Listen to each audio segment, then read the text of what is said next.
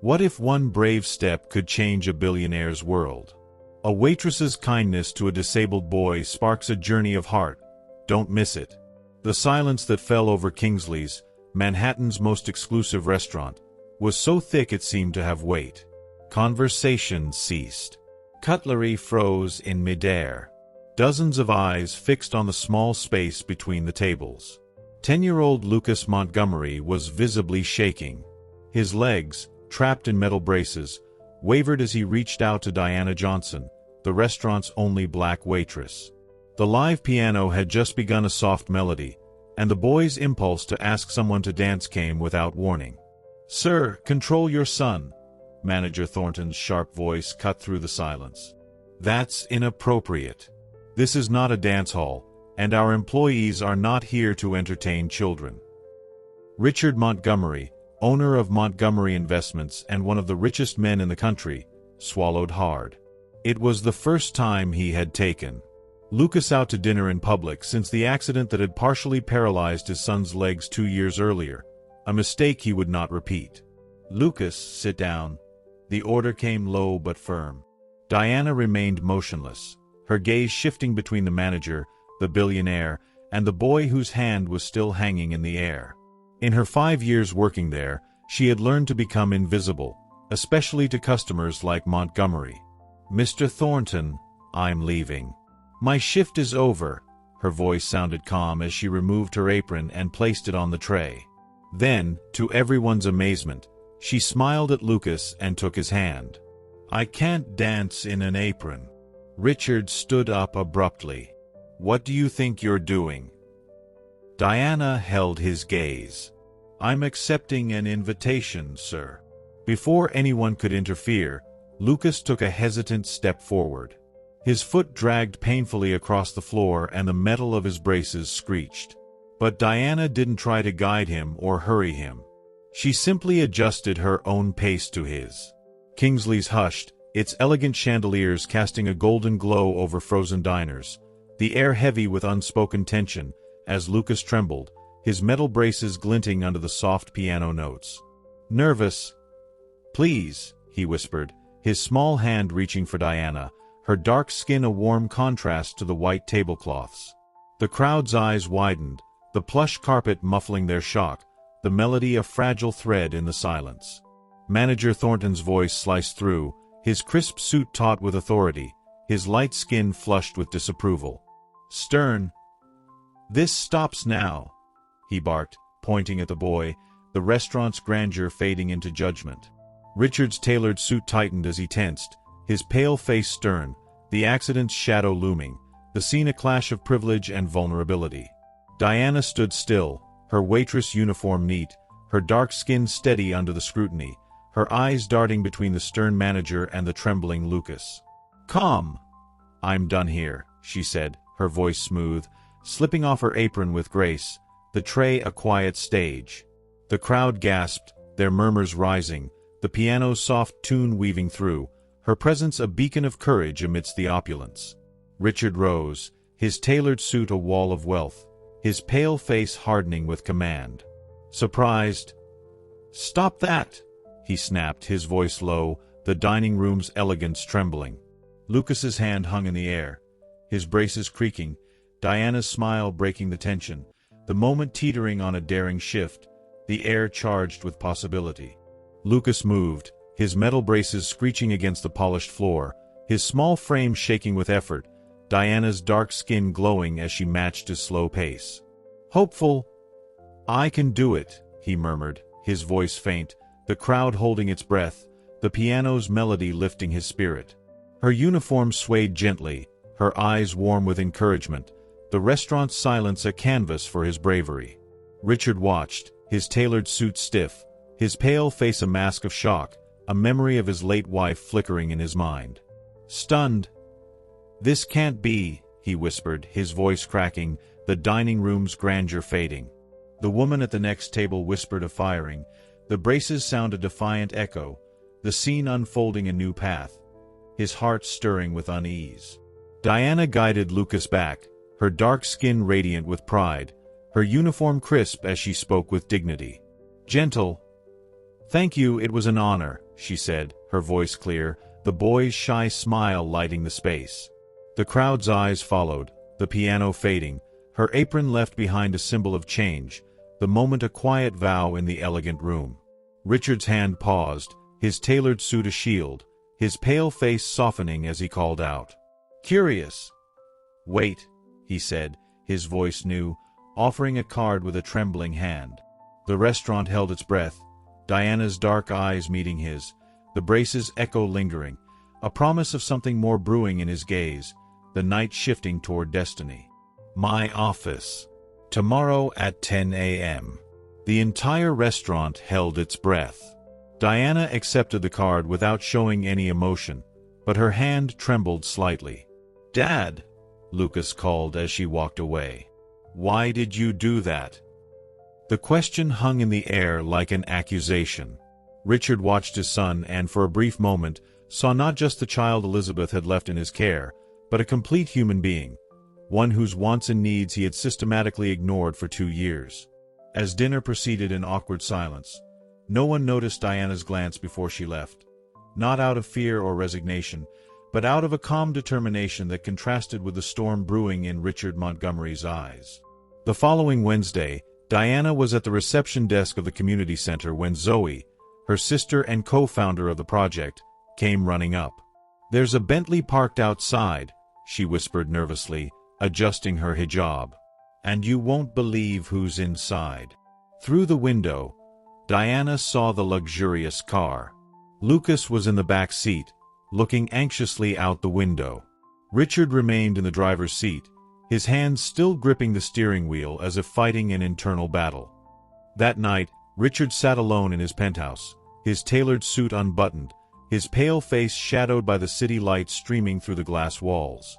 Reflective.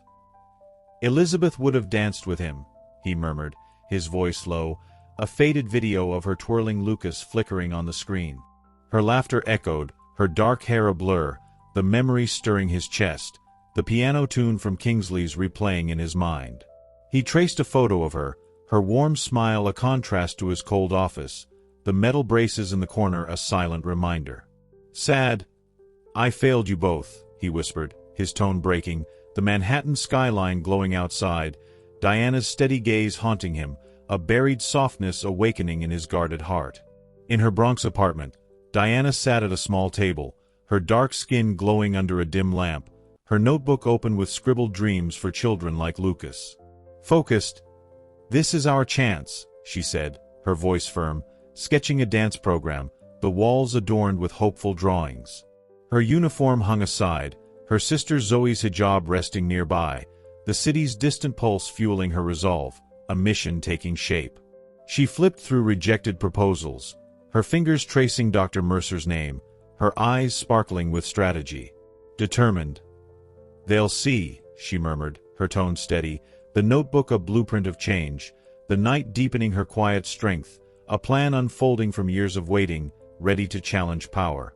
The next morning, Richard stood in his sleek office, his tailored suit a fortress, his pale face tense as he dialed a number. "Uneasy. Check Diana Johnson," he ordered, his voice sharp, the city skyline a backdrop to his doubt. His assistant nodded, her light skin focused, the Bentley's image lingering, the dance a thorn in his control, a challenge brewing. At the community center, Zoe paced, her hijab fluttering, her dark skin flushed with worry. Nervous. "What if he shuts us down?" she asked, her voice trembling, the warehouse walls echoing with children's laughter. Diana smiled, her uniform replaced by a logoed shirt, her gaze calm. Confident. "He'll come," she said, the air thick with anticipation, the challenge rising to test his heart, the day holding its breath. "He's not coming in," Zoe predicted. "Men like him don't come to places like this." Diana smiled, remembering Lucas's gaze during those brief moments of dancing. Don't underestimate the power of a determined son. As they watched, the car door opened.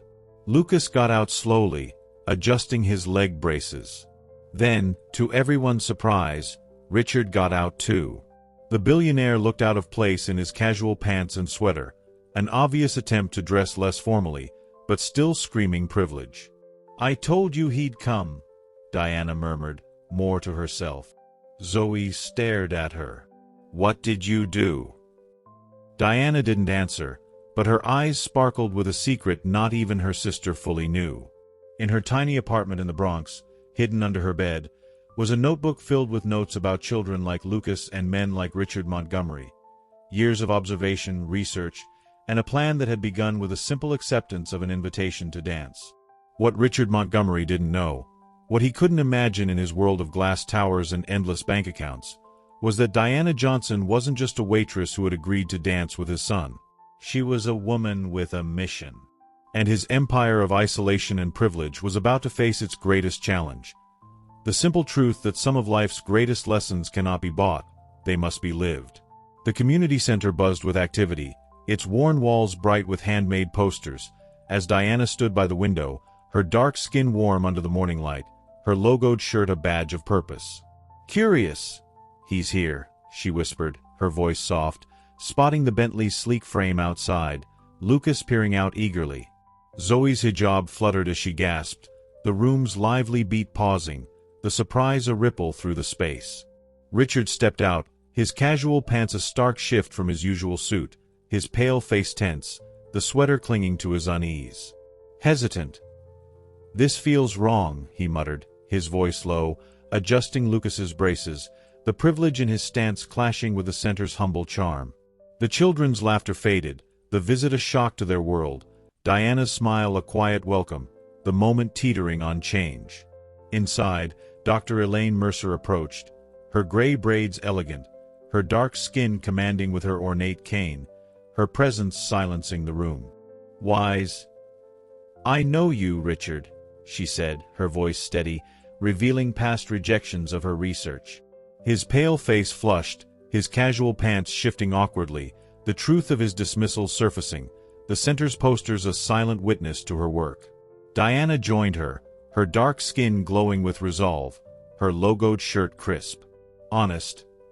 I co-wrote those proposals," she admitted, her tone clear, the notebook secrets hinted at, Zoe's wide eyes adding weight.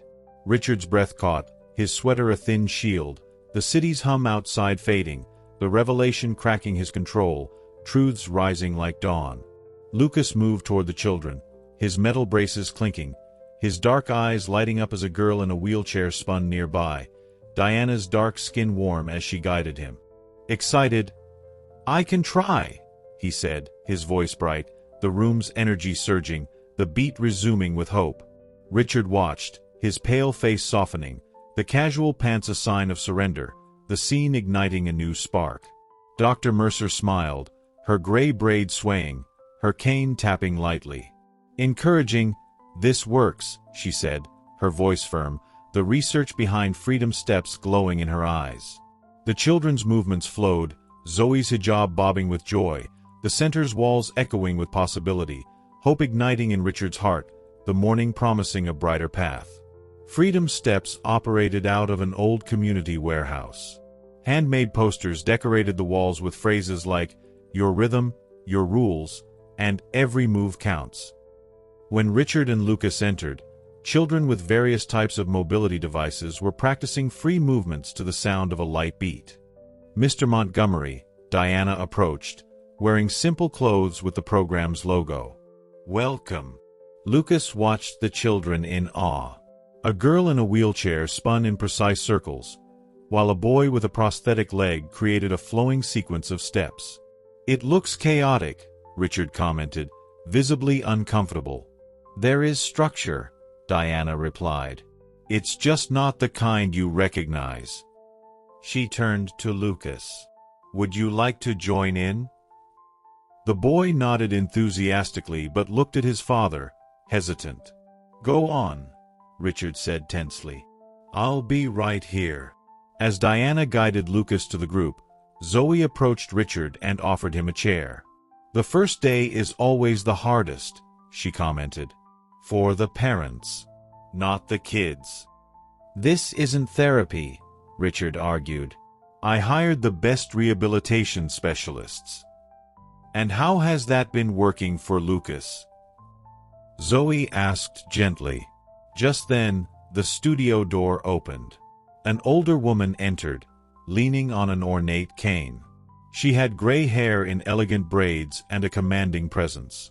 The warehouse hummed with life, its walls adorned with colorful posters. As Lucas moved with the children, his metal braces clinking softly, Diana's dark skin radiant beside him, her logoed shirt a symbol of unity. Joyful. This feels right, he said, his voice bright, spinning with a girl in a wheelchair, the light beat lifting their spirits. Richard watched, his casual pants relaxed, his pale face warming, their connection deepening with each laugh. Diana knelt, her dark skin glowing with care, adjusting Lucas's brace with a gentle touch. Kind. You're amazing, she said, her tone warm, the room's energy wrapping them, Zoe's hijab swaying as she joined. The afternoon sun streamed in, their bond strengthening, a family-like trust blooming, the space alive with shared purpose. Richard sat, his casual pants creased, his pale face thoughtful as Zoe's words lingered, the chair creaking under his weight. Reflective. Maybe I was wrong, he murmured, his voice low, the warehouse's rhythm challenging his past choices. Dr. Mercer's cane tapped nearby, her gray braids a sign of wisdom, the children's movements a mirror to his doubts, a shift stirring in his mind. He stood, his pale hands clenching, his casual attire a break from control. Resolute. I'll listen, he said, his tone firm, turning to Diana, her dark skin steady with hope.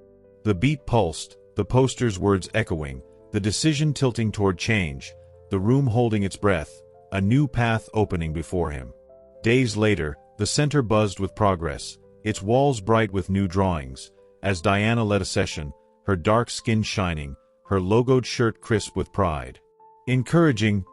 Keep going, she said, her voice clear, guiding a boy with a prosthetic, the children cheering.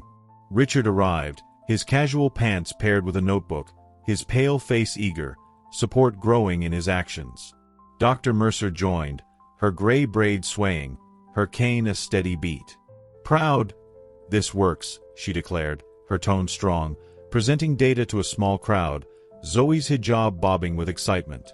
The sunlight danced on the floor, the center's mission expanding, Richard's presence a pillar, the community rising with newfound backing, the afternoon alive with promise. Dr. Elaine Mercer, Zoe whispered. Neuroscientist specializing in brain plasticity.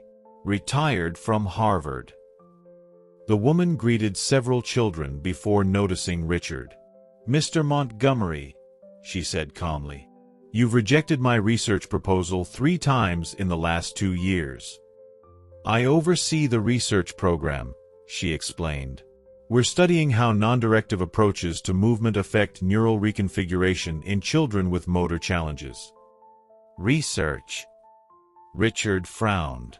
I thought this was just a community dance class. Diana returned, leaving Lucas exploring movements with another child. Freedom Steps is a pilot motor rehabilitation program, she explained, based on the theory of movement autonomy. We integrate adaptive dance with neuroscientific principles.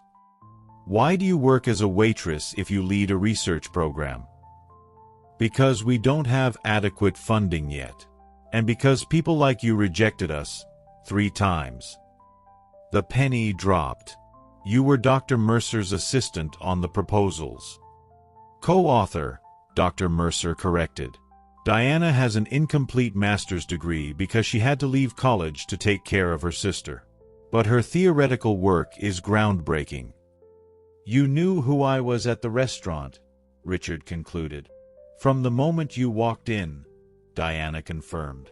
And when Lucas got up to dance, I recognized the opportunity to show, not tell. Was it staged?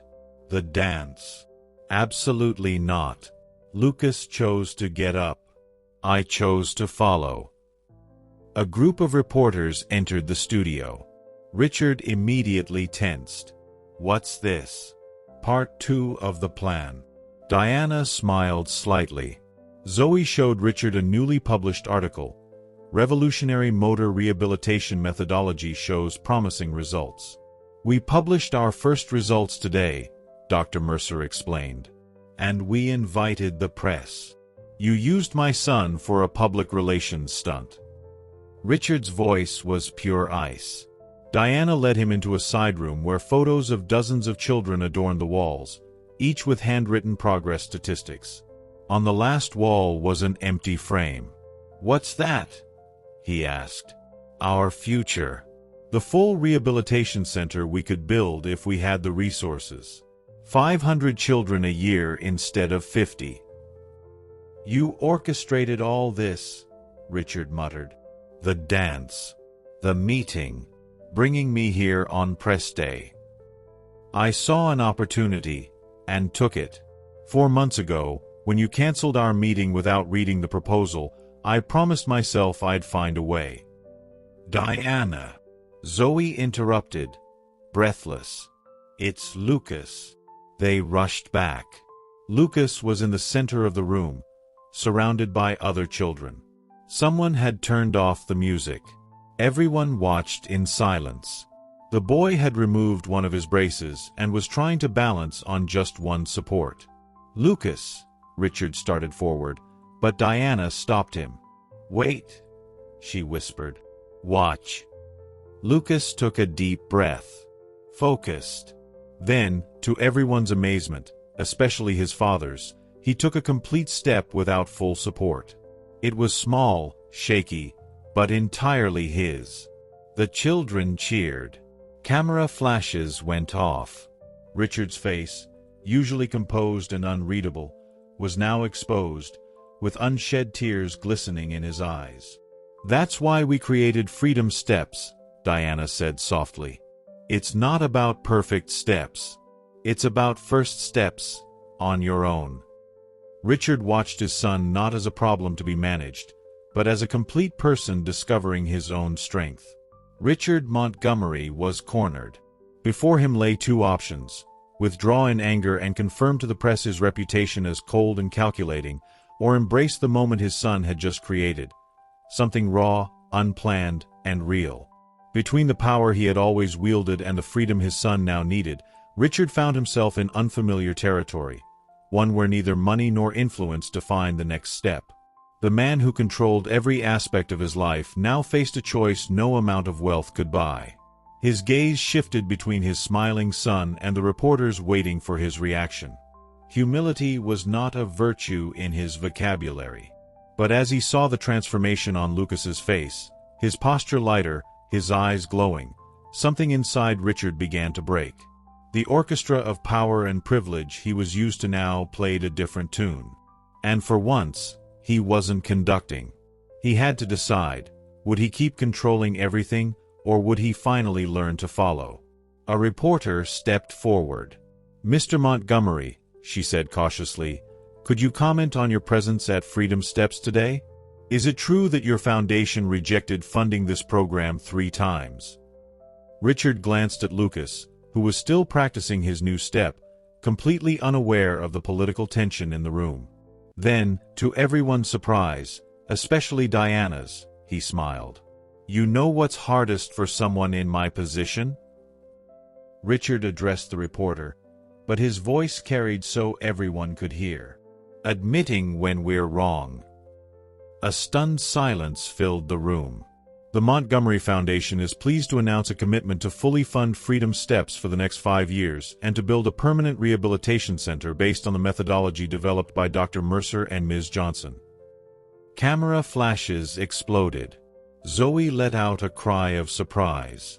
"On one condition," Richard added, watching Diana tense. "That Ms. Johnson retain complete autonomy over the program and its methodology. No corporate interference." 3 months later, bulldozers were clearing the ground for the new Freedom Steps Rehabilitation Center. The project wasn't the most luxurious the Montgomery Foundation had ever funded, but it was the most innovative. Every space was designed with direct input from the children and their families. Diana supervised the construction frequently, but never alone. Lucas showed up regularly, sometimes bringing other children with him. And to the staff's continued surprise, Richard Montgomery also appeared often, silently observing the progress. "I never thought you'd actually show up at board meetings," Diana commented one afternoon as they reviewed the building plans. "I never thought I'd have to study neuroplasticity at 50, Richard replied, rubbing his tired eyes. In front of him was a scientific article covered in post-it notes and highlighter marks. Diana looked at the man curiously. "Is this part of your public penance, or do you really care?" "Lucas asked to have his second brace removed last week." "I know," Diana said. "He told me." His previous physical therapist said that would be impossible for at least 2 years. Diana smiled. "But you fired her, remember? Because you told me she was wrong." And she was. Diana pointed to a photo of Lucas balancing with only one crutch. "He's progressing faster than any traditional medical prediction." Richard paused, then asked quietly, "Why did you never accept my apology?" "Because you never apologized," Diana replied without malice. "You redirected resources, changed policies, funded our program. That's not an apology, it's compensation." Richard nodded slowly. "Fair." At the opening ceremony 6 months later, the contrast to that night in the restaurant couldn't have been greater.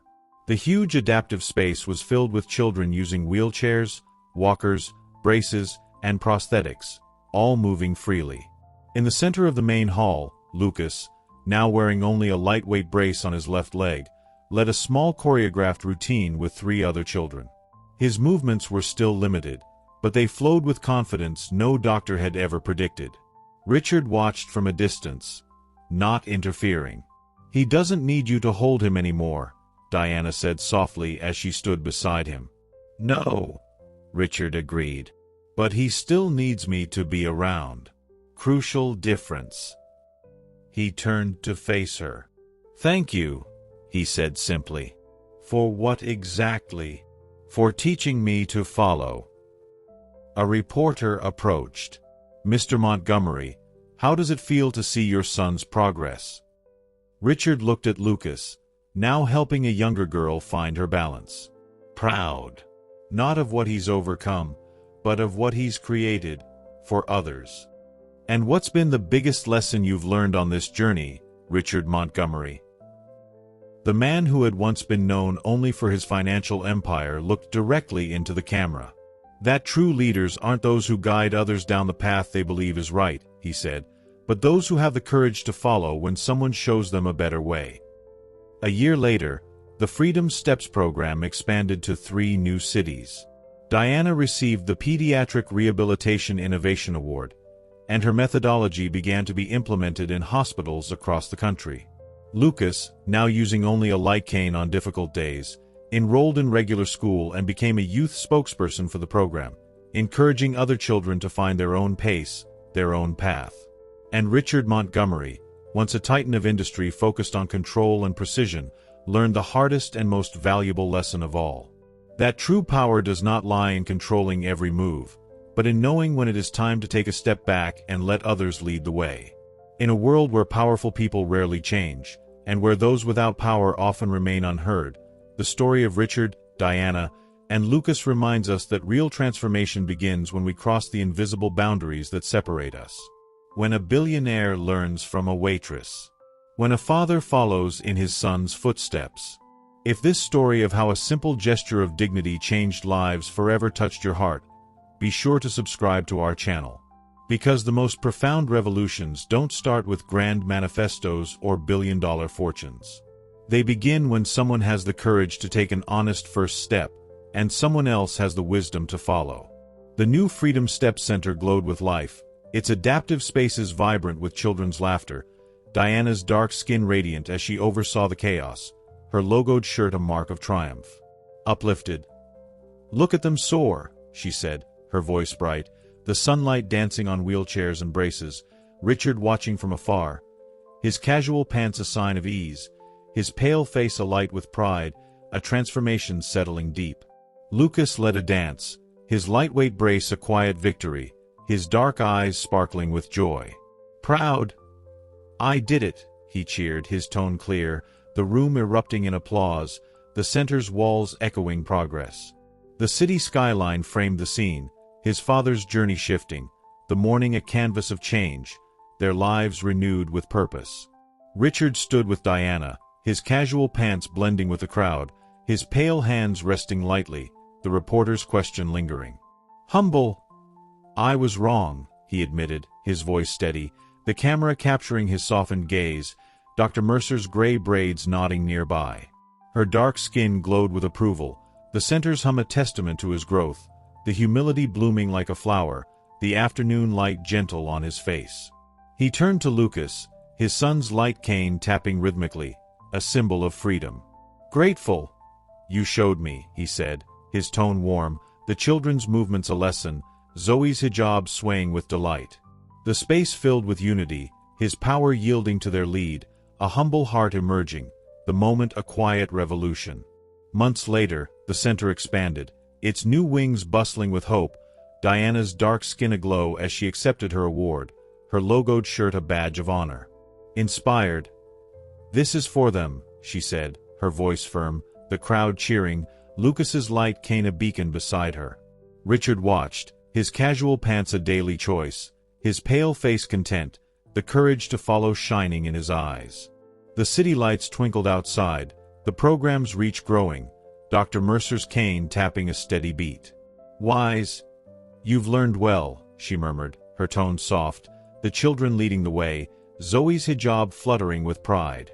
The night closed with peace, his transformation complete, a billionaire now following a path of heart, the story a lasting echo of courage.